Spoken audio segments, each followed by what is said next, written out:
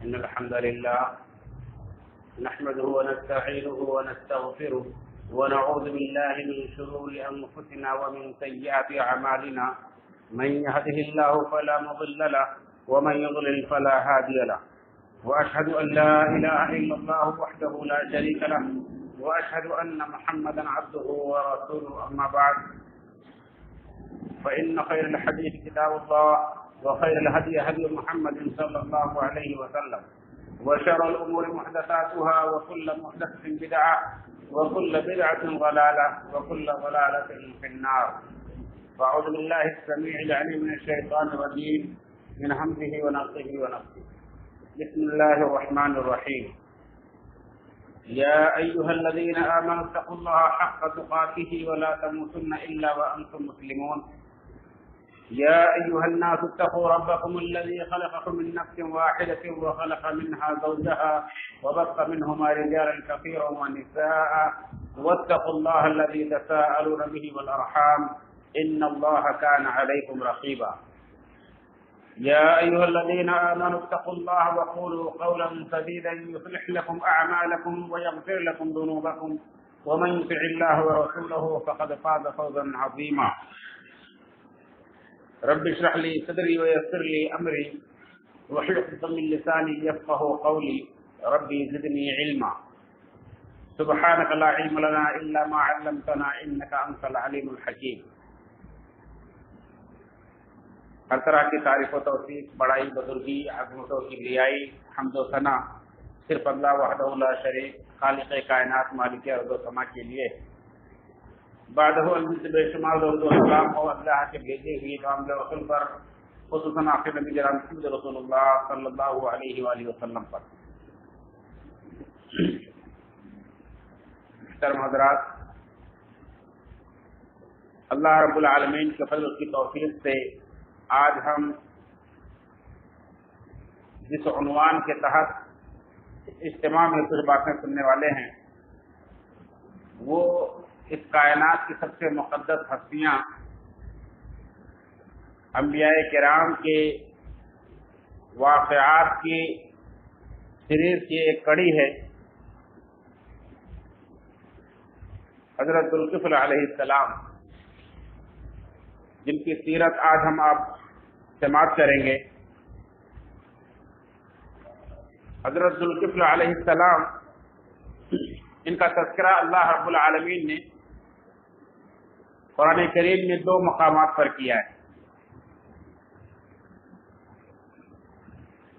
اللہ رب العالمین نے اس کا تذکرہ نہیں کیا کہ یہ کس قوم کے نبی تھے، نہ ہی ان کی دعوت کے تعلق سے کوئی تفصیل ملتی ہے. لیکن جیسا کہ ہم سبھی جانتے ہیں اللہ رب العالمین نے اجمالی طور پر انبیاء کی دعوت یہی بتلائی ہے وَلَقَدْ بَعَثْنَا فِي كُلِّ أُمَّةٍ رَسُولًا أَنِ اعْبُدُوا اللَّهَ وَاجْتَنِبُوا الطَّاغُوتَ، کہ ہم نے ہر امت میں رسول بھیجا یہ پیغام دے کر کہ صرف اللہ کی عبادت کرو اور طاغوت کی عبادت سے بچو. تو سارے انبیاء کی دعوت توحید ہی تھی.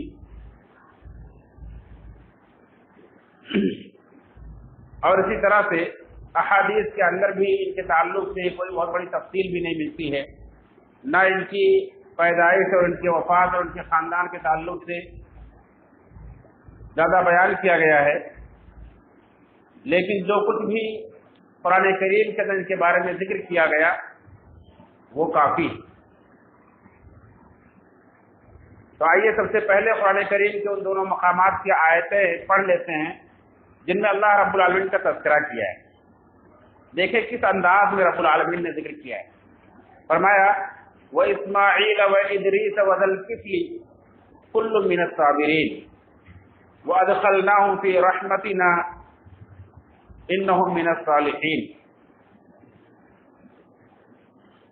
یہ سورہ انبیاء کی آیت نمبر 85 اور 86. اللہ رب العالمین نے سورہ انبیاء کے اندر بہت سارے انبیاء کا تذکرہ کیا ہے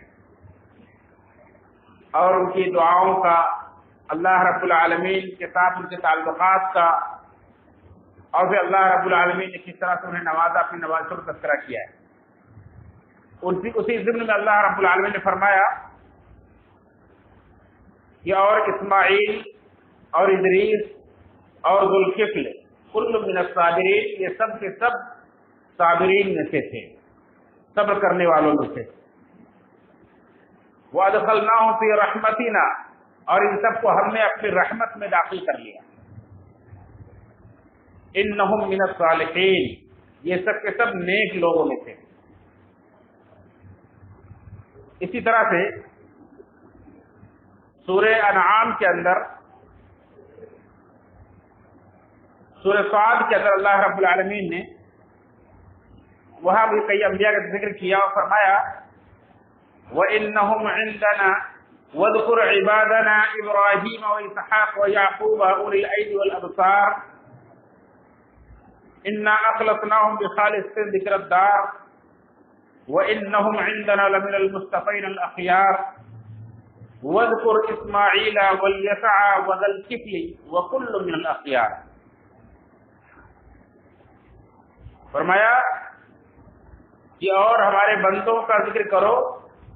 وہ بندے کون ہیں؟ ابراہیم، اسحاق، یعقوب علیہ السلام، اولی الایدی والابصار، یہ سب طاقت و قوت والے اور بصیرت والے، سوجھ بوجھ والے تھے۔ انا اخلصناہم بخالص ذکر الدار، ہم نے انہیں گھر کے یاد کے لیے مخلص پایا، یا ہم نے انہیں گھر کے دار کے لیے خاص کیا تھا۔ گھر کی یاد سے مراد کیا ہے؟ آخرت کا گھر، یعنی یہ آخرت کی بڑی فکر کرنے والے، قیامت کو بہت یاد کرنے والے اور اس کے بارے میں بڑے مخلص تھے۔ وَإِنَّهُمْ عِنْدَنَا لَمِنَ الْمُصْطَفَيْنَ الْأَخْيَارِ، اور یہ ہمارے چنے ہوئے بندوں میں سے، یہ ہمارے چنے ہوئے بندوں میں سے اور نیک بندوں میں سے ہیں، اصحاب خیر میں سے ہیں۔ وَاذْكُرْ إِسْمَاعِيلَ وَالْيَسَعَ وَذَا الْكِفْلِ، اور اسماعیل اور الیسع اور ذوالکفل کا بھی تذکرہ کرو۔ وَكُلٌّ مِنَ الْأَخْيَارِ، اور یہ سب کے سب نیک لوگ، یہ سب کے سب اچھے لوگ۔ تو اللہ رب العالمین نے دونوں مقامات پر ان کا تذکرہ اس انداز میں کیا کہ اللہ رب العالمین کے چنندہ بندوں میں سے تھے، اللہ رب العالمین کے پسندیدہ بندوں میں سے تھے، آخرت کا بہت زیادہ خیال رکھنے والے، آخرت کی یاد کرنے والے، اس سے تیاری کرنے والے تھے، صابرین میں سے تھے، جو اللہ کے نیک بندوں کی خاص صفت، خاص پہچان ہے، اور اس طرح سے صالحین میں سے تھے۔ ہم سبھی جانتے ہیں کہ اللہ رب العالمین کا ذکر تو سبھی اللہ کے نیک بندے اور مومنین کرتے ہیں۔ اللہ رب العالمین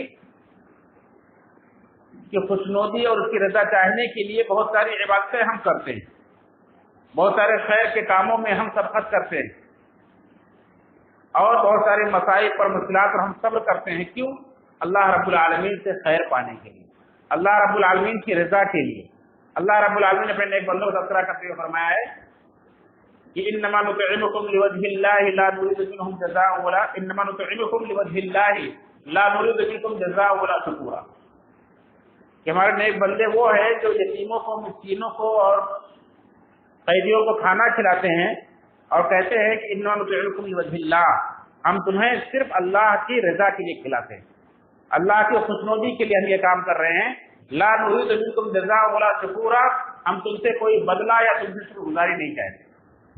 تو اللہ کی رضا تو چاہنے والے بہت ہیں، لیکن اصل کامیاب وہ ہے کہ اللہ رب العالمین جسے نیک قرار دے، اللہ رب العالمین جس کی تعریف کر دے، جس کا ذکر خیر کے ساتھ کر دے، اور جس سے اللہ رب العالمین راضی ہو جائے۔ اللہ رب العالمین کا ذکر کرنے والے سبھی ہے، لیکن کیا معلوم کس کی عبادت، کس کی محنت اور کس کی ریاضت اللہ رب العالمین کو پسند آتی ہے، اللہ رب العالمین کیا مقبول ہوتی ہے یا نہیں۔ لیکن جن کا تذکرہ اللہ رب العالمین کر دے خیر کے ساتھ، یہ اس بات کی نشانی اور دلیل ہے کہ اللہ رب العالمین نے ایسے بندے کو پسند کر لیا ہے، اس کی عبادت سے، اس کی محنت سے، اس کی ریاضت سے اللہ رب العالمین راضی اور خوش ہو گیا ہے۔ اس لیے انبیاء کے بعد صحابہ کا جو مقام ہے، اللہ رب العالمین نے سرٹیفکیٹ دیا، وہ کیا دیا ہے؟ رضی اللہ عنہم، اللہ رب العالمین ان سے راضی ہو گیا ہے۔ یہ ایک سرٹیفکیٹ ہی بہت بڑی نعمت ہے، ان کی نجات کے لیے کافی ہے، اور جس کا اللہ رب العالمین مختلف انداز سے تذکرہ کرے، جس کا رب العالمین کبھی کہے کہ یہ صابر ہے، کبھی کہے یہ صالح ہے، کبھی کہے یہ میرا چنا ہوا ہے، کبھی کہے میرا پسندیدہ ہے، ایسے بندے کا کیا مقام ہوگا ہمارا اندازہ لگائیں۔ تو اللہ رب العالمین کے نزدیک یہ بہت ہی محبوب بندوں میں سے، اللہ کے چنندہ بندوں میں سے، کیونکہ اللہ رب العالمین دونوں مقامات پر تعریفی کلمات کے ساتھ ان کا تذکرہ کیا ہے۔ یہ ان کے کسی قوم کا یا ان کی دعوت کا واضح طور پر قرآن کریم کے اندر یا حدیث کے اندر کہیں تذکرہ نہ ملنے کی وجہ سے بہت سارے لوگ اس طرف گئے ہیں کہ شاید یہ نبی نہیں تھے، یہ بس اللہ کے ایسے ہی ایک خاص بندے تھے، جیسے نبیوں کے علاوہ بھی اللہ رب العالمین نے بہت سارے لوگوں کو سراہا، ان کی تعریف کی ہے، ان سے اپنی رضامندی ظاہر کی ہے، یہ بھی اللہ کے ایک نئے بندے تھے۔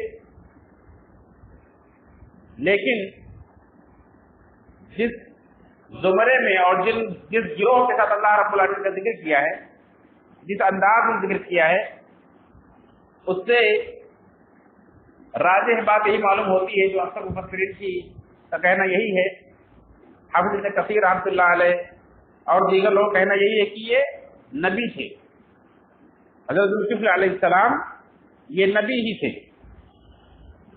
جیسا کہ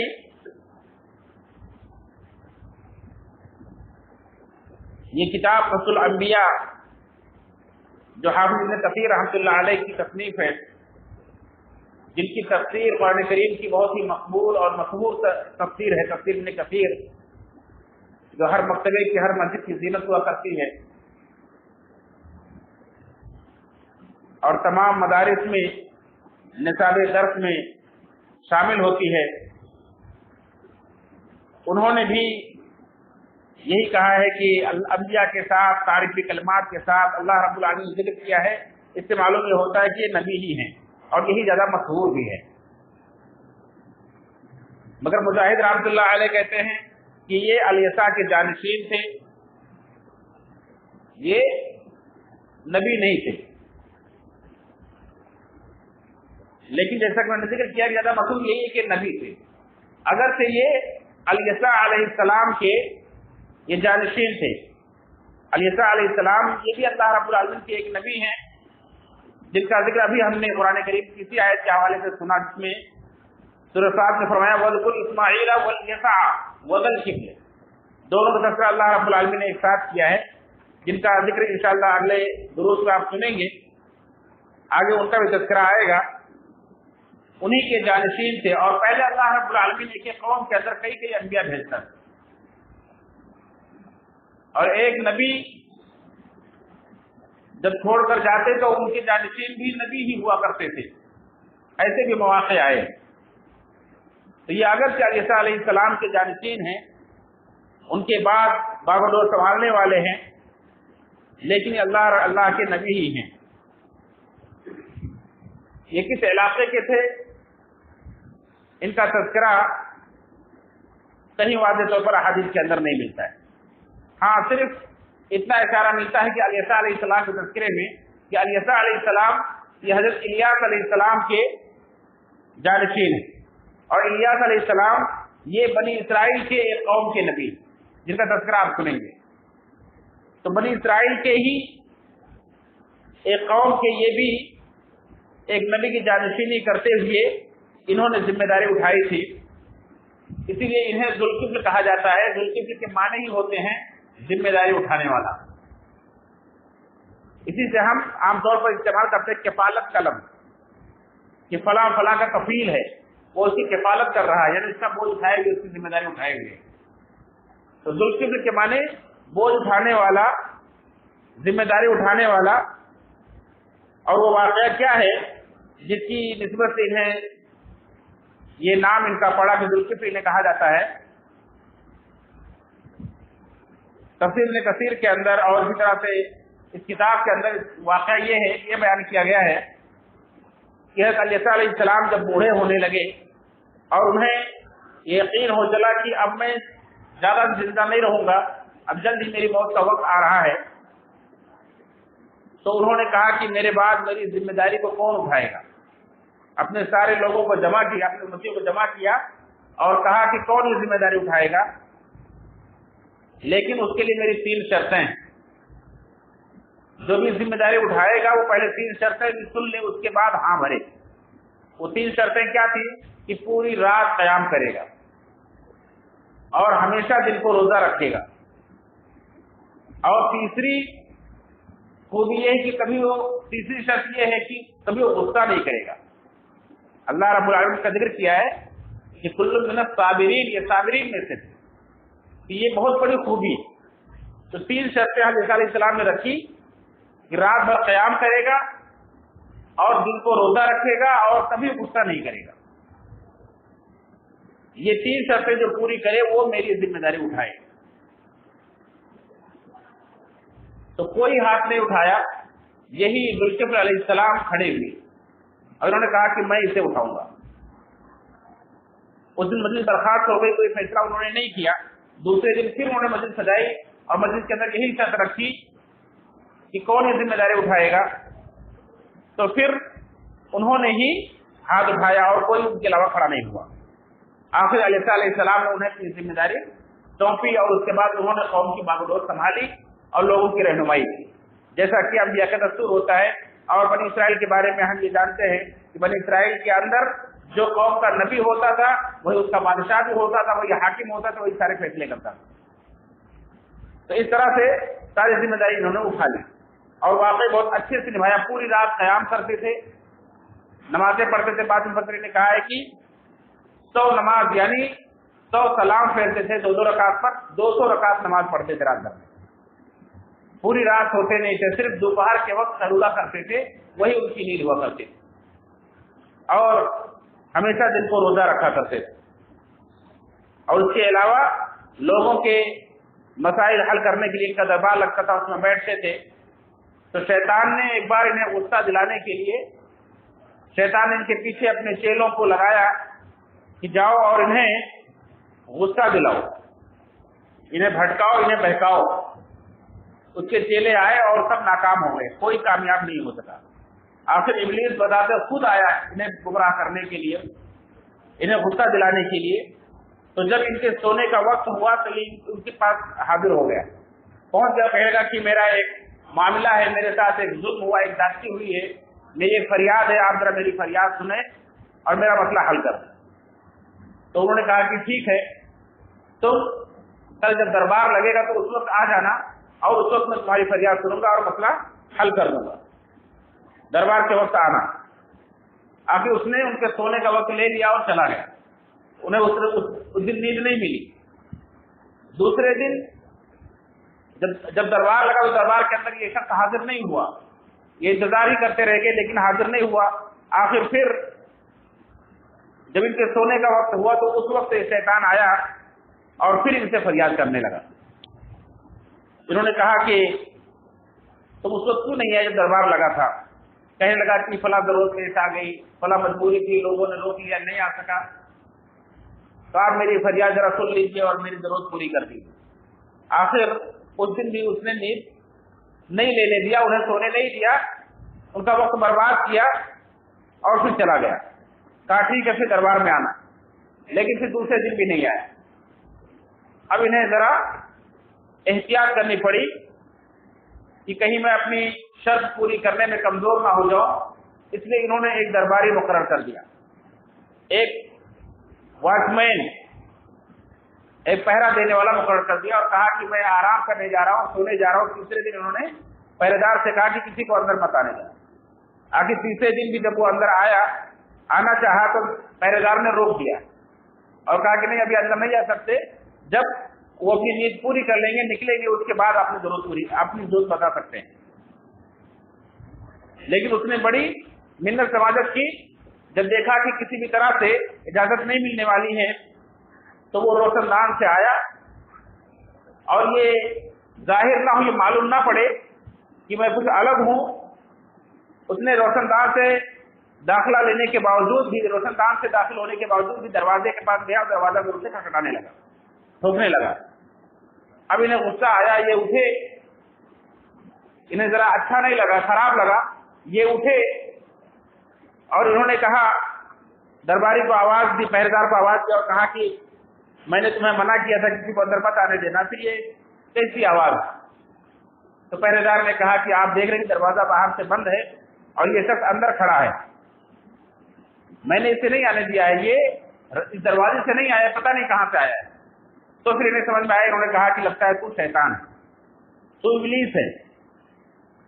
تو اس نے بتایا کہ ہاں میں ابلیس ہوں, میں آپ کو بہکانے کے لیے آیا, میں آپ کو غصہ دلانے کے لیے آیا, لیکن آپ بچ گئے, میں ناکام ہو گیا. اس طرح سے انہوں نے اپنی ذمہ داری اٹھائی اور اس شرط کو پورا کیا, اور پورا کرنے کے بعد پھر جب اللہ رب العالمین نے چاہا تو ان کا انتقال ہوا. لیکن اس کے بارے میں کوئی تفصیل نہیں ملتی کہ یہ کب ان کا انتقال ہوا, کتنے سال کی عمر پائی انہوں نے. یہ تفسیر ابن جریر طبری اور تفسیر ابن کثیر کے حوالے سے چند باتیں تھی ذوالکفل علیہ السلام کے تعلق سے جو میں نے حضرات کے سامنے رکھی ہیں. اس میں ہمارے لیے عبرت اور نصیحت کی جو باتیں ہیں وہ یہی ہے کہ اللہ رب العالمین نے ان کا تذکرہ کیا کہ اللہ رب العالمین ان سے راضی اور خوش ہے, اللہ رب العالمین کے نزدیک یہ چنے ہوئے ہیں, پسندیدہ ہیں, اللہ رب العالمین کے نظر میں یہ صالح ہیں, اللہ رب العالمین کی نگاہ میں یہ صابر ہیں. ثابت ہے اللہ رب العالمین کی تعریف کی. ہمارے اور آپ یہ درد ہے کہ ہم اپنی طرف سے, اپنے گمان سے بہت سارے لوگوں کے بارے میں فیصلہ کر بیٹھتے ہیں کہ فلاں اللہ کا ولی ہے, فلاں ایسا ہے ویسا ہے, لیکن اس کی کوئی حقیقت نہیں. جب تک کہ اللہ رب العالمین کسی کے بارے میں فیصلہ نہ کر دے کہ فلاں واقعی اللہ کا ولی ہے, فلاں فلاں سے اللہ رب العالمین راضی ہے, فلاں کو جنت ملنے والی ہے, تب تک دنیا کے اندر ہم صرف کسی سے اچھا گمان رکھ سکتے ہیں. یہ کہہ سکتے ہیں کہ میرے گمان کے مطابق یہ آدمی نیک, میرے گمان کے مطابق یہ آدمی صابر ہے, میرے گمان کے مطابق یہ آدمی متقی ہے, پرہیزگار ہے, اچھا ہے. صرف ہم اپنے خیال کے حد تک زبان کھول سکتے ہیں, ورنہ کسی کے بارے میں حتمی فیصلہ نہیں کر سکتے یہ آدمی اللہ کا ولی ہی ہے. یہ اللہ رب العالمین جس کے بارے میں فیصلہ کر دے وہ انسان گویا کہ اللہ رب العالمین کی نگاہ میں محترم ہے. تو ایک مومن کو بھی چاہیے کہ اس کا احترام کرے, اور جب بھی اس کا ذکر کرے تو احترام کے ساتھ کرے, ان کی عزت کرے, چاہے وہ انبیاء کی جماعت ہو چاہے وہ صحابہ کی جماعت ہو. ان کے بارے میں زبان درازی کرنے سے بچے کہ ہمارا علم, ہماری جانکاری ادھوری ہو سکتی ہے, لیکن رب العالمین نے جو فیصلہ کیا ہے اس میں اللہ رب العالمین کا علم جو ہے اس میں کوئی شک و شبہ نہیں ہوتا ہے. ہمارے آپ کے علم میں شبہ ہو سکتا ہے, ہمارے آپ کے علم میں کمی ہو سکتی ہے, کوتاہی ہو سکتی ہے, لیکن رب العالمین جب کسی کے بارے میں فیصلہ کر دے کہ یہ صابر ہے, یہ صالح ہے, یہ اللہ کی نگاہ میں پسندیدہ ہے, نیک ہے, تو پھر بحیثیت مومن, بحیثیت اللہ کا بندہ ہمیں اور آپ کو اس کا احترام کرنا چاہیے. بس یہی درس و سبق ہے, اور ہمیں بھی کوشش کرنی چاہیے کہ اللہ رب العالمین بھی ہمارے اعمال سے راضی ہو جائے. ہمیں اپنے اعمال پر اترانے کے بجائے, اپنے اعمال پر وجہ اعتماد اور مکمل بھروسہ کرنے کے بجائے اللہ رب العالمین کی رضا کا طالب بننا چاہیے کہ رب العالمین کی ہمیں رضا حاصل ہو جائے. اور وہ اللہ کی رضا حاصل کرنے کا طریقہ یہی ہے کہ انبیاء کرام کا راستہ اختیار کریں. جیسا کہ آپ نے عنوان سے سنا کہ آج کے درس میں دو عنوان شامل ہے. ایک سیرت ذوالکفل علیہ السلام, اور دوسرا عنوان ہے عمومی تباہی سے دوچار ہونے والی قومیں. یعنی کچھ ایسی قوموں کا تذکرہ کیا جائے گا جنہیں اللہ رب العالمین نے عذاب دے کر ہلاک کیا ہے۔ ان قوموں کے پاس کون سے نبی آئے تھے اس کا تذکرہ بھی واضح طور پر قرآن حدیث کے اندر نہیں ملتا ہے، اس لیے ان قوموں کا ذکر اللہ رب العالمین نے کیا ہے تو ان قوموں کا تذکرہ حضرات کے سامنے کیا جائے گا، اور اس لیے یہ عنوان باندھا گیا، اس لیے عنوان رکھا گیا کہ اس کے بعد موسیٰ علیہ السلام کا تذکرہ ہے، اور موسیٰ علیہ السلام وہ نبی ہیں کہ جن کا اللہ رب العالمین نے اولو العزم انبیاء کے ساتھ ان کا ذکر کیا ہے، اور ان پر توریت نازل کی جو بنی اسرائیل کے لیے ایک تفصیلی کتاب ہے، اور بنی اسرائیل کے بہت سارے انبیاء نے اس کی پیروی کی ہے، اسی مطابق فیصلے کیے ہیں۔ توریت کے تذکرے کے ساتھ اللہ رب العالمین نے اس بات کا ذکر کیا ہے کہ ہم نے توریت اس وقت نازل کی جب اس سے پہلے بہت ساری قوموں کو ہم ہلاک کر چکے تھے، جیسے اللہ نے فرمایا سورہ قصص کی آیت نمبر 43 میں وَلَقَدْ آتَيْنَا مُوسَى الْكِتَابَ مِن بَعْدِ مَا أَهْلَكْنَا الْقُرُونَ الْأُولَى، ہم نے موسیٰ کو کتاب دی اس کے بعد کہ اس سے پہلے بہت ساری بستیوں کو ہم ہلاک کر چکے تھے۔ تو یہ بستیاں جن کا آج تذکرہ ہوگا، جن کے انبیاء کے بارے میں کچھ یقین کے ساتھ نہیں کہا سکتا کہ کون سے نبی تھے، کئی علماء اور ائمہ نے کئی باتیں کہی ہیں کہ اس قوم میں جو نبی آئے تھے ان کا نام یہ تھا، ان کا نام یہ تھا، لیکن چونکہ قرآن کے اندر یا صحیح حدیث کے اندر نہیں ہے، یہ سب تاریخی، تفسیری اور اسرائیلی روایات کے حوالے سے ہے، اس لیے بہت زیادہ حتمی اور یقینی فیصلہ نہیں کیا جا سکتا ہے۔ لیکن ان قوموں کا ذکر قرآن کریم کے اندر ہے، ان قوموں کا تذکرہ حدیث کے اندر ہے، اس لیے ان قوموں کا ذکر کرنا ضروری ہے۔ تو ان قوموں کو اللہ رب العالمین نے ہلاک کیا ہے، اور اللہ نے یہ فرمایا کہ قوموں کے ہلاک کرنے کے بعد ہم نے موسیٰ علیہ السلام کو کتاب دی، جس سے مفسرین نے یہ نتیجہ نکالا، یہ مسئلہ اس مستمت کیا کہ یہ دونوں قومیں بھی، جس کا ذکر ابھی آپ سننے والے ہیں تھوڑی دیر میں، یہ دونوں قومیں بھی موسیٰ علیہ السلام کی توریت دیے جانے سے پہلے ہلاک کی گئی، کیونکہ موسیٰ علیہ السلام کے اوپر توریت نازل کرنے کے بعد اللہ نے کسی قوم کو آسمانی عذاب سے ہلاک نہیں کیا ہے۔ اس کے بعد جہاد کا حکم نازل کیا اللہ رب العالمین، موسیٰ علیہ السلام کی قوم نے جہاد کیا ہے، اور موسیٰ علیہ السلام کی قوموں کے بعد لوگوں کے اللہ رب العالمین نے چہرے مسخ کیے ہیں۔ تو یہ جزوی واقعات ہیں جو اس طرح سے اللہ کے عذاب کی شکل میں پیش آئے، لیکن جس طرح سے اس سے پہلے بہت سارے قوموں کے واقعات آپ نے سنا کہ اللہ نے عذاب بھیجا اور پوری کی پوری قوم تباہ ہو گئی، تو ویسا عذاب توریت نازل ہونے کے بعد نہیں آیا، اس لیے ان دونوں قوموں کا تذکرہ اس سے پہلے کیا جا رہا ہے کہ یہ قومیں اسی طرح کی تھی کہ اللہ نے ان پر عذاب بھیجا تھا۔ وہ دو قومیں کون ہیں؟ ایک اصحاب الرس کہلاتی ہے، ایک قوم اصحاب الرس کہلاتی ہے، اور دوسری قوم کے بارے میں اللہ رب العالمین نے فرمایا کہ بستی والے، وَضْرِبْ لَهُمْ مَثَلًا أَصْحَابَ الْقَرْيَةِ، اے نبی ان کے لیے بستی والوں کا واقعہ سنائیے، اصحاب القریہ کا واقعہ سنائے۔ اور اللہ کے نبی صلی اللہ علیہ وسلم اپنی ایک حدیث کے اندر یاسین والے کہا ہے۔ پتہ یہ چلا کہ کوئی قوم تھی جو ایک بستی کے اندر آباد تھی، اور اس بستی کا نام بھی یاسین ہو سکتا ہے، یا اس قوم کے اندر کسی کا نام رہا ہو، یا اس سورت کی وجہ سے اللہ کے نبی صلی اللہ علیہ وسلم نے یاسین والے انہیں کہا کہ سورہ یاسین کے اندر ان کا تذکرہ کیا گیا ہے۔ اس کا تذکرہ آپ انشاءاللہ سنیں گے، کون سی بستی تھی اور کہاں آباد تھی۔ اس سے پہلے اصحاب الرس کا ذکر سنتے ہیں۔ عمومی تباہی سے دوچار ہونے والی قوموں میں دو قوموں کا ذکر آج کے درس میں ہم سنیں گے انشاءاللہ۔ اللہ رب العالمین نے اصحاب الرس کا ذکر کرتے ہوئے فرمایا وعاد وثمود واصحاب الرس وقرون بین ذلک کثیرا، اور عاد کو بھی ہم نے ہلاک کیا، ثمود کو بھی، اصحاب الرس کو بھی، اور ان کے درمیان اور بہت سی قوموں کو، بہت ساری جماعتوں کو ہم نے ہلاک کر ڈالا۔ وَكُلًّا ضَرَبْنَا لَهُ الْأَمْثَالَ، اور سب کو سمجھانے کے لیے ہم نے مثالیں بیان کی، جیسے ان کی مثال آج محمد صلی اللہ علیہ وسلم کی امت کے سامنے بیان کی جا رہی ہے تاکہ عبرت حاصل کریں، ایسے ان کے لیے بھی اللہ رب العالمین نے مثالیں بیان کی تھی ان سے پہلے کی قوموں سے۔ سب کے لیے ہم نے مثالیں بیان کی تھی عبرت کے لیے، لیکن جب انہوں نے ٹھکرایا، سرکشی پہ اتر آئے، انہوں نے روگردانی کی، وَكُلًّا تَبَّرْنَا تَتْبِيرًا، تو ہم نے سب کا ستیہ ناش کر دیا، سب کو ہم نے تہس نہس کر دیا۔ یہ سورہ فرقان میں اللہ رب العالمین نے فرمایا۔ اسی طرح سے سورہ قاف جو ہم ہر جمعہ کو سنتے ہیں، اس میں بھی اللہ رب العالمین نے فرمایا كذبت قبلهم قوم نوح وعاد كذبت قبلهم قوم نوح واصحاب الرس وثمود، کہ اس سے پہلے قوم نوح نے جھٹلایا، اصحاب الرس نے جھٹلایا اور ثمود نے بھی جھٹلایا۔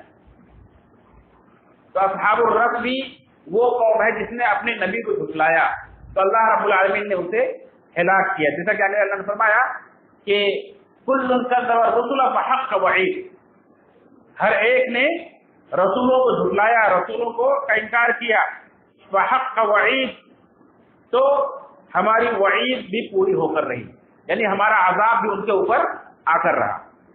یہ اصحاب الرس کون لوگ تھے اور ان کے بعد جو نبی آئے تھے اس نبی کا نام کیا تھا؟ اصحاب الرس کے بارے میں بتایا گیا کہ یہ رس کے معنی کنویں کے ہوتے ہیں، رس کے معنی کنویں کے ہوتے ہیں، تو بتایا جا رہا ہے کہ یہ ایسی قوم تھی جن کے پاس ایک خاص قسم کا کنواں تھا جس کے منڈے، جس کے کنارے پتھر سے بنے ہوئے، اور ایک بات یہ کہی گئی ہے کہ یہ کنواں ان کا بہت ہی، کنواں ان کی ایک بنیادی نشانی تھی، وہ یہ نشانی اس اعتبار سے تھی کہ یہ قوم جو اصحاب الرس کہلاتی ہے، یہ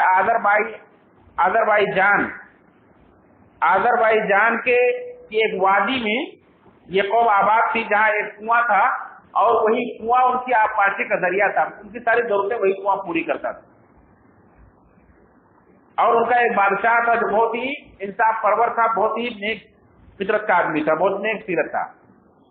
تو یہ قوم اس طرح سے خوشحال تھی، یہ قوم خوشحال تھی، لیکن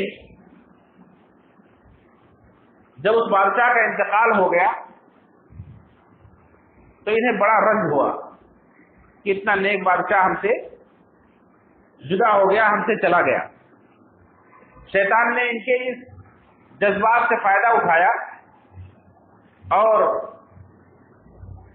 بادشاہ کی شکل لے کر ان کے سامنے ظاہر ہوا اور کہنے لگا کہ دیکھو میں مرا نہیں ہوں،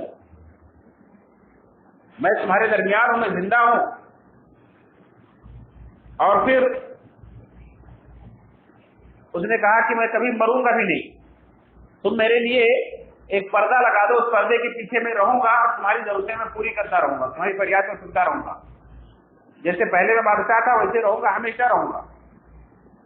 اب پھر شیطان نے پردہ لگوایا اور پردے کے پیچھے سے آواز نکالتا تھا۔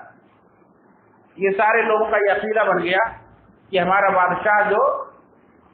بادشاہ امر ہے، کبھی مرنے والا نہیں، وہ ہمیشہ زندہ رہنے والا ہے اور ہماری فریاد سنے گا، اور اس کو ایک الگ قسم کا، جیسے لوگ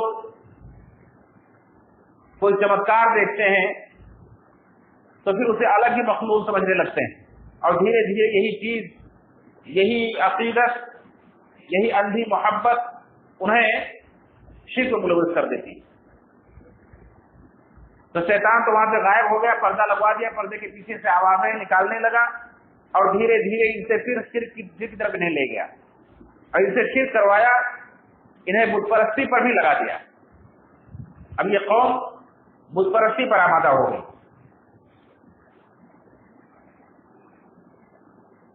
اور پھر جو اللہ رب العالمین نے ان کی ہدایت کے لیے ایک نبی کو بھیجا جن کا نام حنظلہ بن صفوان علیہ السلام، حنظلہ بن صفوان کو اللہ رب العالمین نے ان کی طرف بھیجا، ان کی ہدایت کے لیے، ان کی رہنمائی کے لیے۔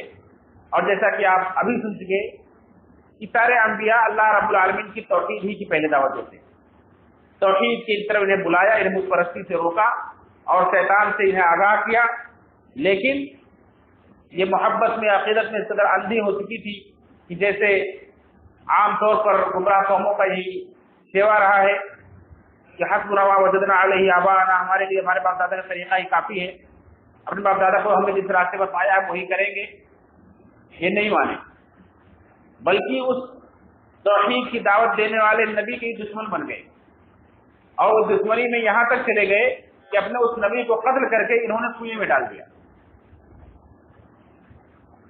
اللہ رب العالمین نے ان پر عذاب یہ بھیجا کہ اس کنویں کا پانی خشک ہو گیا، اور کنویں کا پانی خشک ہو گیا جو ان کے آبپاشی کا ذریعہ تھا، اب انہیں پانی نہیں مل رہا ہے، ان کی فصلیں تباہ ہو گئی، پھل ختم ہو گئے، دھیرے دھیرے یہ لوگ بھی بکھر گئے وہاں سے، اور اسی طرح سے دھیرے دھیرے اللہ رب العالمین نے انہیں دنیا سے ختم کر دیا، نیست و نابود کر دیا، ان کا نام نشان مٹ گیا۔ اس طرح سے اللہ رب العالمین نے کوئی لشکر نہیں بھیجا، کوئی عذاب اوپر سے نہیں نازل کیا، بس ان کے کرتوت ہی ان کے لیے کافی ہو گئی کہ اللہ کی نعمتیں جو ان کے پاس تھی وہ چھن گئی اور ان کی نسلیں ختم ہو گئی، صرف ان کا ذکر باقی رہ گیا جو لوگ آنے والی نسلوں کے لیے، آنے والے قوموں کے لیے عبرت کا سامان بن سکے۔ اس طرح سے اللہ رب العالمین نے انہیں دنیا سے نیست و نابود کر دیا اور ختم کر دیا۔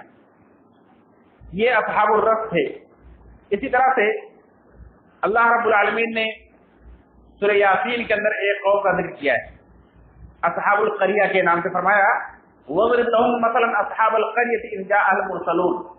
اے نبی آپ انہیں بستی والوں کا واقعہ، ان کی مثال آپ انہیں سنائیے، ان کے لیے وہ مثال آپ بیان کیجیے، مکہ والوں کے لیے جو آپ کو جھٹلا رہے ہیں، آپ کی ناقدری کر رہے ہیں، آپ کا انکار کر رہے ہیں، آپ کے دشمن بنے جا رہے ہیں، آپ انہیں اصحاب القریہ کا واقعہ سنا دیجیے، جب کہ ان کے ساتھ کیا پیش آیا تھا، اذ جاء المرسلون، جب ان کے پاس اللہ کے بھیجے ہوئے آئے۔ اور پھر اللہ رب العالمین نے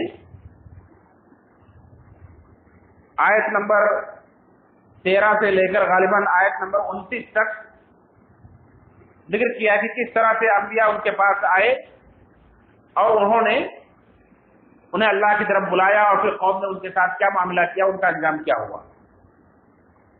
آئیے پہلے وہ آیت ہم اس کا ترجمہ تفصیلی طور پر دیکھ لیتے ہیں، پھر تھوڑی تفصیل انشاءاللہ رکھی جائے گی۔ اللہ نے فرمایا کہ وَاضْرِبْ لَهُم مَثَلًا أَصْحَابَ الْقَرْيَةِ إِذْ جَاءَهَا الْمُرْسَلُونَ۔ اے نبی ان بستی والوں کا قصہ انہیں بیان کرو کہ جب ان کے پاس پیغمبر آئے، اذ ارسلنا الیہم اثنین فکذبوہما، ان کے پاس ہم نے دو نبیوں کو پہلے بھیجا، دو رسولوں کو ہم نے ان کی طرف بھیجا، فکذبوہما، تو انہوں نے ان دونوں کو جھٹلا دیا، ان بستی والوں نے دونوں نبیوں کو جھٹلا دیا۔ فعززنا بثالث، تو ہم نے ان کی تائید کی ایک تیسرے رسول کو بھیج کر، دو کے بعد تیسرا رسول آیا، فقالوا انا الیکم مرسلون، یہ رسول بھی آ کر ان کی تائید کرنے لگا، اور تینوں مل کر کہنے لگے کہ ہم اللہ ہی کے رسول ہیں تمہاری طرف، اللہ نے ہمیں تمہاری طرف رسول بنا کر بھیجا ہے، پیغام دے کر بھیجا ہے، ہم تمہیں اللہ کی طرف دعوت دیتے ہیں۔ تو انہوں نے کیا جواب دیا؟ قالوا ما انتم الا بشر مثلنا، انہوں نے کہا تم تو ہمارے جیسے انسان ہو، ہمارے جیسے انسان، وما انزل الرحمن من شیء ان انتم الا تکذبون، اللہ نے کچھ نازل وازل نہیں کیا ہے، تم تو جھوٹ بول رہے ہو، تم تو ہمارے جیسے۔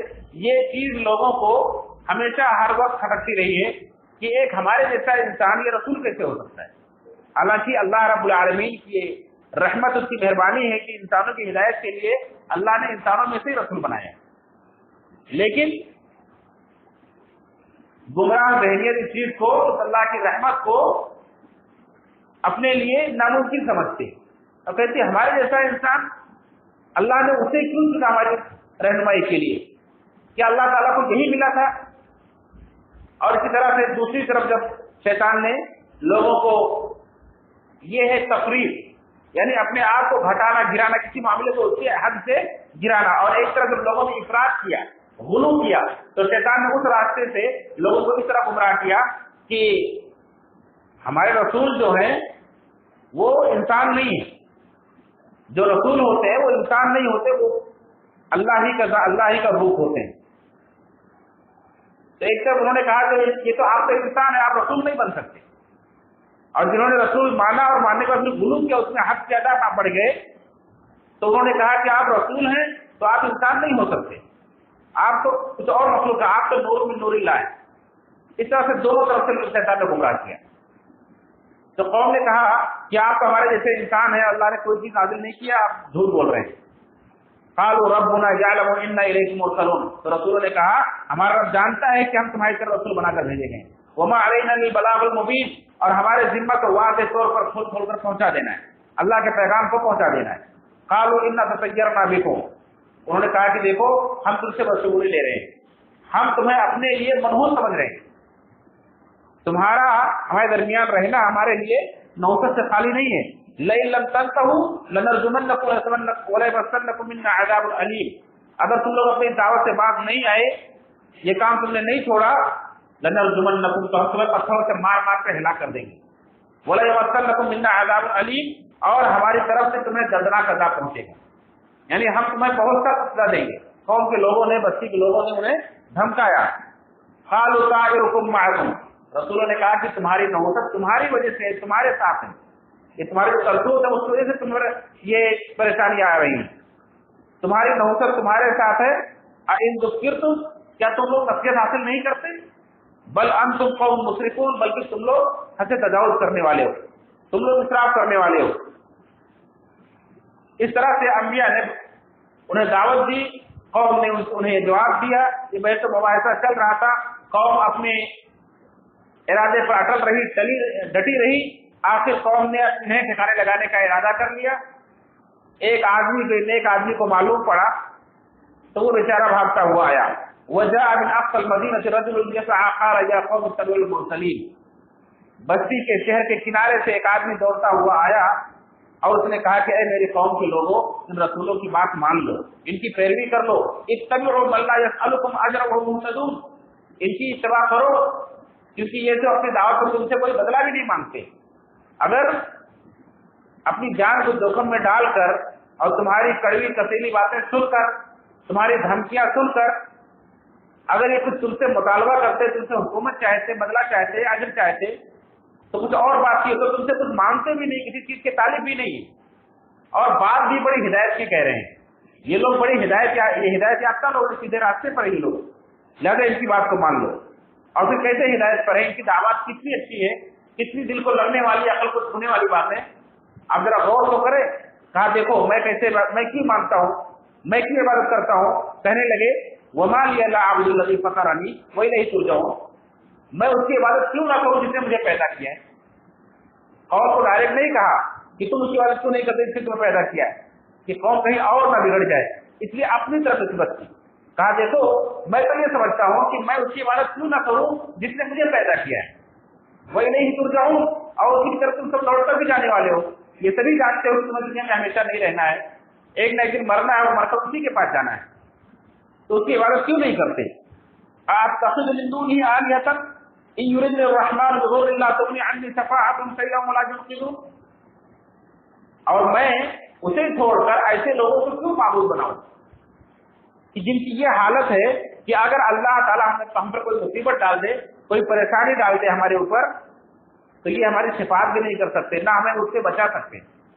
ہم جانتے ہیں کتنے بے بس، جن بتوں کی تم پوجا کر رہے ہو، جن پر تم جمے ہوئے ہو، اپنے ہاتھوں سے ہم نے بنایا انہیں، یہ کچھ کام کے نہیں، ہمارے اللہ کی طرف سے ڈالی ہوئی پریشانی کو دور بھی نہیں کر سکتے، اور نہ اللہ کے حضور میں جا کر سفارش کر سکتے، کچھ بھی ان کی حیثیت نہیں ہے۔ انی اذا لفی ضلال مبین، اگر میں ایسا کروں تو میں کھلی گمراہی میں ہوں۔ قوم کو نہیں مخاطب کر کے کہا کہ تم کھلی گمراہی میں، کہا اگر میں ایسا کروں تو میں کھلی گمراہی میں ہوں، یعنی حکمت کے ساتھ انہوں نے اپنی طرف نسبت کرتے ہوئے اور اپنے دل کے خیالات کو انہوں نے ظاہر کیا، اور انبیاء کی دعوت کو انہوں نے بیان کیا۔ کہا سنو انی آمنت بربکم فاسمعون، میں تو تمہارے رب پر ایمان لے آیا ہوں، تمہارا رب جس نے تمہیں پیدا کیا، جس تمہیں پالتا ہے، میں تو اس کو مانتا ہوں، میں اس پر ایمان لایا ہوں، فاسمعون، تو تم لوگ میری بات سنو، میری بات تم لوگ بھی مان لو۔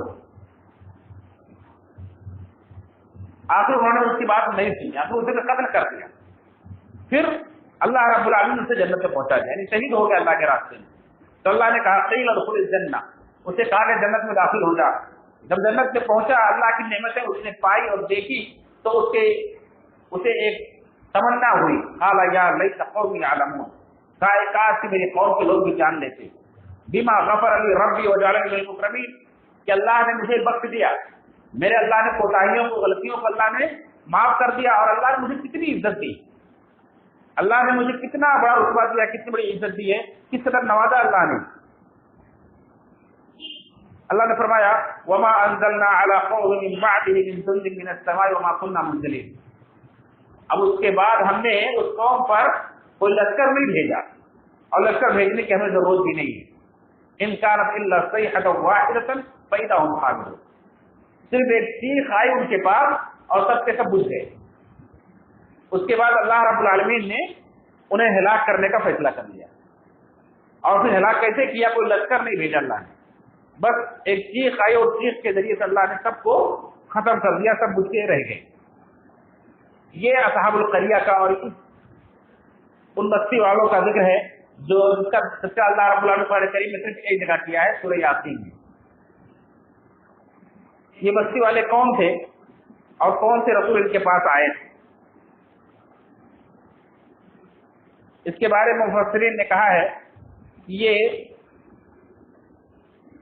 اس بستی کا نام انطاکیہ ہے، جس کے بادشاہ کا نام انطاخیہ ہے، جو ایک بت پرست تھا، اس کی قوم بھی بت پرست تھی۔ اور 3 رسول جو ان کے پاس آئے تھے، جنہیں اللہ رب العالمین نے پہلے 2 رسول کو بھیجا اور پھر بعد میں 3 رسول کو بھیجا۔ جب 2 کو انہوں نے جھٹلا دیا اور انہیں دھمکی دی اور انہیں قید کر دیا، تو ان کی تائید کے لیے اللہ رب العالمین نے 3 رسول کو بھیجا، لیکن انہوں نے سب کو جھٹلا دیا۔ وہ 3 رسول کون تھے؟ ایک رسول کا نام تھا صادق، ایک کا صدوق اور ایک کا صلوح۔ یہ 3 رسول ان کے پاس آئے تھے۔ بعض لوگوں کا کہنا ہے کہ یہ رسول نہیں تھے جو ان کے پاس آئے، بلکہ مرسلون سے مراد یہاں عیسیٰ علیہ السلام کے حواری ہیں۔ یہ انطاکیہ بستی کے لوگ تھے، اور عیسیٰ علیہ السلام جو اس وقت بنی اسرائیل کے نبی تھے، عیسیٰ علیہ السلام نے اپنے 3 حواریوں کو ان کے پاس بھیجا کہ جاؤ اس بستی والوں کو سمجھاؤ، اور پھر وہ نہیں مانے تو اللہ نے انہیں ہلاک کر دیا۔ لیکن یہ قول، یہ رائے درست نہیں ہے۔ یہ جو بات مفسرین نے رائے دی درست نہیں ہے۔ کیوں؟ اس سے پہلے میں نے ذکر کیا کہ توریت نازل کرنے کے بعد اللہ نے کسی بستی کو ایسا ہلاک نہیں کیا آسمانی عذاب سے۔ اس بنا پر یہ دوسری بات، اس وجہ پر یہ رائے صحیح نہیں ہے کہ انطاکیہ بستی کے لوگ جن کے پاس عیسیٰ علیہ السلام نے اپنے حواریوں کو بھیجا تھا، 3 حواریوں کو، جن کا نام شمعون، یوحنا اور پولس ہے، یہ آئے تھے تو اس بستی والوں نے انکار نہیں کیا تھا، بلکہ وہ ایمان لے آئے۔ وہ پہلی بستی ہے جو عیسیٰ علیہ السلام پر ایمان لائی، تو ان پر عذاب کیوں آئے گا؟ اس لیے یہ راز درست نہیں ہے۔ پھر یہ کون سی بستی؟ تو مفسرین کا کہنا یہ ہے کہ وہ بستی کا نام اگرچہ انطاکیہ ہے، لیکن یہ وہ انطاکیہ نہیں ہے جس بستی والے، جس انطاکیہ والے عیسیٰ علیہ السلام پر ایمان لانے والے ہیں، بلکہ یہ کوئی اور بستی ہے، کوئی اور علاقہ ہے جس بستی کا نام بھی انطاکیہ تھا۔ یہ مفسرین کی رائے ہے، یہ کوئی قرآن کریم کی آیت یا کئی حدیث سے نہیں ثابت ہے، بلکہ مفسرین کی رائے جو تاریخی یا تفسیری روایات کہہ سکتے ہیں یا اسماعیلی روایات کے حوالے سے ہے۔ یہاں اللہ رب العالمین نے جس انداز سے ذکر کیا ہے، اس سے ہمیں اور آپ کو جو سبق اور نصیحت ملتی ہوئی ہے کہ دیکھیں اللہ رب العالمین نے خود فرمایا کہ ہر بستی میں ہم نے رسول بھیجا، اور کوئی بھی قوم ایسی نہیں گزری ہے وَإِن مِّنْ أُمَّةٍ إِلَّا خَلَتْ فِيهَا نَذِيرٌ، ہر بستی کے اندر رسول آئے، ہر قوم کے اندر رسول آئے، تو کوئی بھی قوم رسولوں سے خالی نہیں ہے، اور بہت ساری بستیوں کو اللہ نے ہلاک کیا ہے، لیکن نہ تو اللہ رب العالمین نے سارے رسولوں کا ذکر کیا ہے، نہ ساری بستیوں کا نام کا ذکر کیا ہے، نہ ان کی پیدائش، نہ ان کی عمر کے تعلق سے کوئی بحث کی ہے۔ اصل انبیاء کی دعوت کا اللہ رب العالمین نے ذکر کیا ہے، اور انبیاء نے جن قوموں کو دعوت دی ان قوموں نے کیا جواب دیا، ان کا رویہ کیا رہا، اس کا ذکر کیا اللہ رب العالمین نے، اور پھر اس کے بعد ان کا انجام کیا ہوا اس کا ذکر کیا ہے۔ تو اس سے ہمیں 3 باتیں لینے کی ہیں۔ ایک تو انبیاء کی دعوت، جس سے ہمیں توحید کی اہمیت معلوم ہوتی ہے کہ توحید ایسی کون سی بڑی چیز ہے کہ جس کے لیے انبیاء کی ایک بہت بڑی جماعت نے یہ قربانیاں دی، اور اللہ رب العالمین نے اس کے لیے اپنے خاص بندوں کو چن کر کے بھیجا، اور انہوں نے اپنی جانیں تک دے دی۔ توحید کی سے عظمت اور اہمیت معلوم ہوتی ہے۔ دوسری بات یہ کہ انبیاء کے ساتھ سرکشی کرنے والوں کا رویہ کیا ہوتا ہے، جس سے ہمیں باطل کا غلط لوگوں کا جب ہم موازنہ کرتے ہیں تو بہت ساری چیزیں ملتی جلتی ہیں. جیسے اللہ کے نبی صلی اللہ علیہ وسلم جو جنہیں حکم دیا جا رہا ہے کہ آپ مکہ والوں کو اصحاب القریہ کا واقعہ سنائیے، تو اللہ کے نبی صلی اللہ علیہ وسلم نے جب مکہ والوں کو واقعہ سنایا تو انہوں نے کیا کہا؟ انہوں نے بھی یہی کہا کہ تم ہماری قوم کے لیے بڑے منحوس ثابت ہوں. جیسے موسیٰ علیہ السلام کے ساتھ بھی فرعون نے یہی کیا کہ جب انہوں نے اللہ کی طرف بلایا، دعوت دی، تو انہوں نے کہا کہ جھٹلایا، انکار کیا اور کہا کہ ہمارے بات کا طریقہ ہمارے لیے کافی ہے، ہم جس پر ہے وہ ہمارے لیے کافی ہے. اور پھر انبیاء کو جو خیر لے کر آتے ہیں انہیں اپنے لیے منحوس سمجھتے ہیں. کیوں ایسا ہوتا ہے؟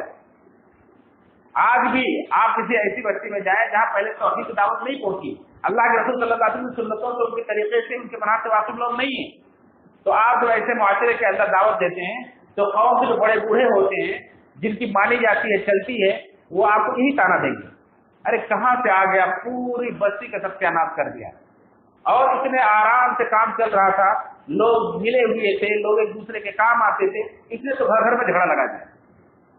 باپ بیٹے سے الگ ہو گیا، بیوی کا طریقہ الگ ہے، شوہر کا طریقہ الگ ہو گیا، بھائی الگ ہو گئے. تو ایسے لوگوں کو منحوس سمجھتے ہیں اور سمجھتے ہیں کہ ہم جس پر پہلے تھے وہ اچھا. لیکن اللہ رب العالمین کا دستور یہی ہے کہ جب بستی کے لوگ دھیرے دھیرے گمراہ ہو جاتے ہیں، جہالت کی بنا پر، دنیا کی طرف زیادہ مائل ہو جانے کی بنا پر آخرت کو بھول جاتے ہیں، اپنے پیدا کرنے والے سے ان کا رشتہ کٹ جاتا ہے، تو اللہ تعالیٰ ان سے ایسے نعمتیں چھین نہیں لیتا ہے، نہ اوپر ایسے عذاب بھیج دیتا ہے، بلکہ اللہ تعالیٰ ان کے پاس سمجھانے والا، ان کے پاس ہدایت دینے والا بھیجتا ہے، اور وہ انہیں سمجھاتا ہے، ان کی پر حجت قائم کرتا ہے، انہیں بلاتا ہے، پوری خیر خواہی کرتا ہے. اب قوم کے لوگوں کو چاہیے کہ اس پر غور کریں ٹھنڈے دل سے، اسے سمجھیں، اسے مانیں. تو ماننے کے بجائے وہ لوگ ضد پر آ جاتے ہیں اور پھر اسی کو غلط سمجھنے لگتے ہیں. اللہ رب العالمین کا حکم تھا کہ میں ایک ایسی مخلوق پیدا کرنے والا ہوں اور میں جو کچھ جانتا تم لوگ نہیں جانتے ہو. اللہ نے اپنے سارے علم کو لوگوں پر ظاہر نہیں کیا، فرشتوں پر یا اس کے ساتھ رہنے والے ابلیس پر، اور حکم دیا کہ اب یہ میرا حکم ہے کہ ابلیس آدم کو سب لوگ سجدہ کرو. فرشتوں نے اللہ کا حکم مان لیا کہ اللہ کا حکم ہے، کیوں ہے، کس لیے ہے، کیا حکمت ہے، ہمیں نہیں معلوم کرنا ہے، لیکن اللہ کا حکم ہے، ہمیں ماننا ہے. وہ کامیاب ہو گئے، ابلیس نے اللہ کے حکم کو ٹھکرا دیا اور ناکام ہوا. اب غلطی خود اس نے کی، لیکن منحوس کس کو سمجھا؟ آدم علیہ السلام کو. یہ آدم کی وجہ سے مجھے جنت سے نکالا گیا، آدم کی وجہ سے مجھے اللہ کی پھٹکار ملی، اب وہ ان کا دشمن بن بیٹھا. تو اس طرح سے اپنی کوتاہیوں، اپنی غلطیوں پر نظر نہ کرنے کی بنا کے بجائے لوگ خیر کی دعوت دینے والوں کو منحوس سمجھ بیٹھتے ہیں. تو مکہ والے یہی کچھ کر رہے تھے. اللہ رب العالمین نے واقعہ سنا کر کے ان کی نظریں، ان کی نگاہیں ذرا کھولنی چاہیے. ان کی نظروں کے سامنے سے پردہ، جو ان کی نظروں میں پردہ پڑا ہوا تھا اندھی عقیدت کا، اسے کھولنا چاہا اللہ رب العالمین کہ دیکھو اس طرح سے قوموں نے کیا، اس کا انجام کیا ہوا. اور اس کے بعد جب وہ اس پر ڈٹے رہے تو کامیابی کس کو ملی؟ کامیاب کون ہوا، ہلاک کون ہوا؟ اس ہر واقعے کے اور اس واقعے کے آخری ٹکڑے سے آپ اسے اندازہ لگا سکتے ہیں. تو اللہ کے نبی صلی اللہ علیہ وسلم اپنے قوم کو دعوت دے رہے ہیں اور دعوت کی بنا پر یہ واقعہ سنا رہے ہیں. ہمیں اور آپ کے لیے بھی اس کے اندر وہی سبق ہے جو مکہ والوں کے لیے سبق تھا. اور ایک حکمت میں حضرت خان بیان کرنے کے بعد ختم کرتا ہوں کہ اللہ رب العالمین نے بہت ساری قوموں کا، ان کی بستیوں کا ذکر نہیں کیا ہے. اس میں جہاں بہت ساری حکمتیں ہو سکتی ہیں، ایک عظیم حکمت یہ ہے کہ جب اتنی ساری بستیوں کی طرف اللہ کے رسولوں کو بھیجا، اتنے سارے بستیوں کو اللہ نے ہلاک کیا، تو ظاہر سی بات ہے ہم اور آپ جہاں بیٹھے ہیں ہو سکتا ہے یہاں بھی کوئی قوم اس سے پہلے ہلاک ہو چکی ہو. لیکن اگر اللہ رب العالمین ساری بستیوں کا ذکر کرتے ان کی جگہوں کو بتلا دے تو ہمارے اور آپ کے لیے زمین میں رہنا مشکل ہو جائے گا. ہم اور آپ جو یہاں بیٹھے ہیں بیٹھ نہیں سکتے، کیونکہ یہ حکم ہے کہ جہاں کسی قوم پر عذاب آیا ہو وہاں آپ ٹھہر نہیں سکتے، وہاں سے آپ کو تیزی سے گزر جانا ہے.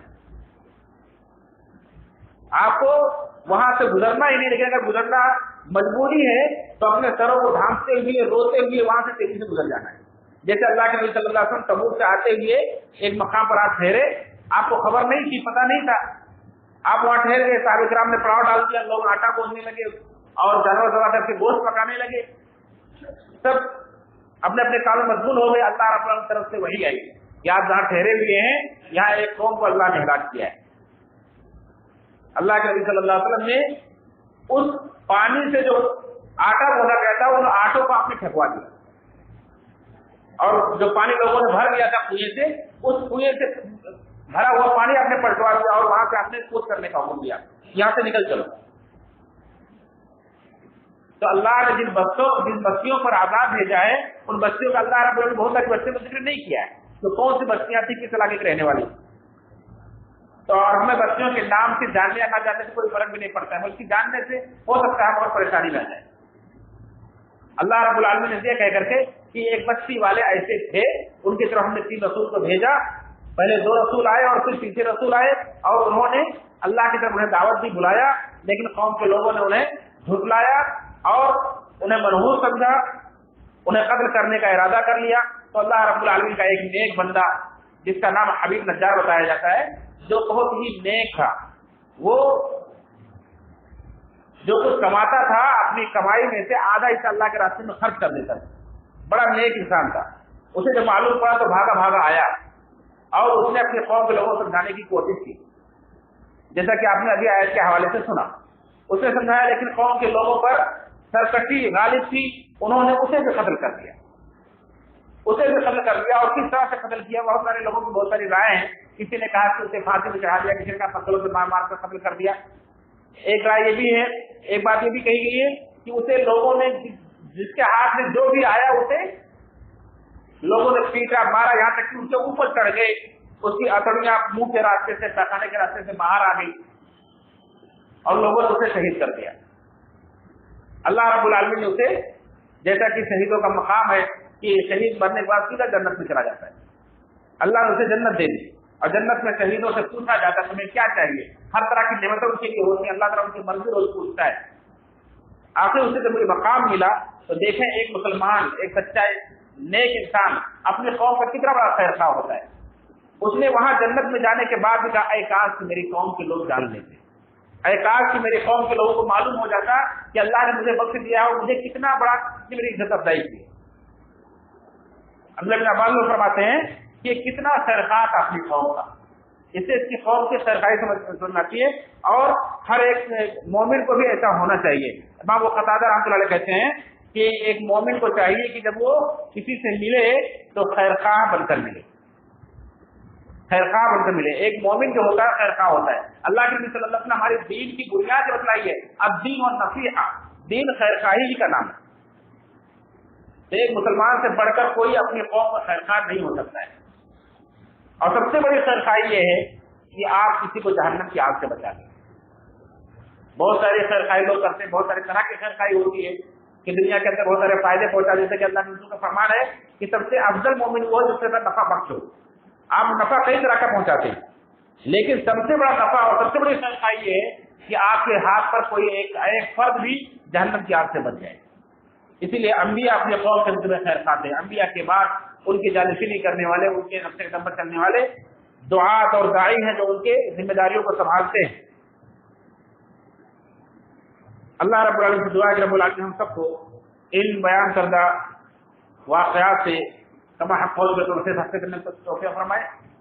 یہ چند باتیں تھیں جو آپ حضرات کے سامنے میں نے چھوٹے چھوٹے انداز میں رکھی۔ رب العالمین ہم سب کو کما حق کہو ایمان اور اسلام کے تقاضے کو پورا کرنے والا بنائے۔ رب العالمین ہمیں جب تو دنیا کے اندر زندہ رکھے، دین اسلام پر زندہ رکھے، جب دنیا سے اٹھائے تو آپ کے ایمان پر اٹھائے۔ رب العالمین ہم سب کو دنیا آخرت کے عذاب سے بچائے۔ رب العالمین ہم سب کو جہنم کے عذاب سے بچائے اور جنت الفردوس کا ٹھکانہ بنائے۔ آمین تقبل یا رب العالمین۔ واقعہ اللہ رب العالمین۔